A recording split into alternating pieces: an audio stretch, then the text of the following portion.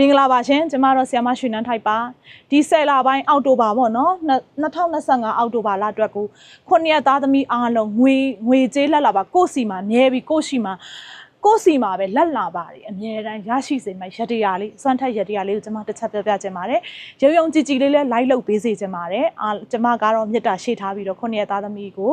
အဲ့ရတရားလေးပြောပြချင်ပါတယ်လိုအပ်ပါဝင်ပစ္စည်းလေးကတော့ကျွေးပကံတစ်ချက်ထဲမှာပေါ့နော်ပတ်စံမြည်သည့်ပတ်စံမဆိုရတယ်တရက်ကိုထည့်ပါပြီးတော့ခါကြတော့တို့စီမီခွက်ပေါ့နော်စီမီခွက်ကမြေအိုးခွက်လေးနဲ့လည်းရတယ်ကျမတို့ဒီမှာကြီးခွက်လေးနဲ့တော့ကျမတို့စီထည့်ပြီးတော့လှူထားပါတယ်နော်အဲ့တော့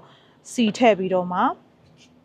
ဒီမှာစီထည့်မယ်ဒါမီးစာကျမတို့ဒီမှာပတ်စံနေကိုယ်စီမှာတန်းစီဝင်တော့စီတပကံလေးတော့လှူတယ်နော်စီပကံလေးထဲမှာစင်ပြီးခွက်လေးကိုထည့်ပြီးတော့မီးစာလေးနဲ့ပေါ့နော်မြတ်စွာဘုရားရှင်မှာလှူဒန်းပူဇော်ကြည့်ပါအဲ့ဒီရတရားလေးကိုပြုလုပ်ဆောင်ရွက်ပေးခြင်းဖြင့်ငွေကြေးဥစ္စာဒနာပေါ်ကျွယ်သွားပြီးအဆဆရအဆင်ပြေလိမ့်မယ်လေရန်တိုင်လေးလို့နော်ကျွန်မဒီမှာစင်ပြီးခွက်လေးကိုလက်လေးနဲ့ကာထားပြီးဒီရတရားလေးကိုပြုလုပ်ဆောင်ရွက်ပေးခြင်းဖြင့်လက်လာပါတယ်ကိုစီမှာအမြဲတမ်းတပိတ်ဝင်အိတ်ဝင်လိမ့်မယ်ဒီတလားတာမှာငွေကြေးဥစ္စာမြဲမယ်ပေါ်ကျွယ်သွားမယ်ငွေကြေးအကျွေးတင်တယ်ဆိုရင်လည်းအခက်ခဲတွေပြေလိမ့်မယ်အဆဆရ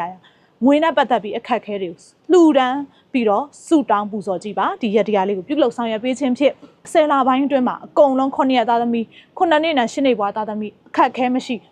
ငွေကြေးအဆဆရအဆင်ပြေလာလိမ့်မယ်လို့เนาะကျမတို့ယုံကြည်ပါတယ်အဲ့တော့ယုံကြည်မှုတိုင်း100ရာခိုင်နှုန်းအကျိုးပေးပါလိမ့်မယ်ဒီရက်တရားလေးကိုပြုလုပ်ဆောင်ရွက်ပေးခြင်းဖြင့်လက်လာပါတွေအားလုံးပွင့်ပါစေလို့ကျမကနေဆုတောင်းမြတ်တာပို့ပါတယ်ရှင်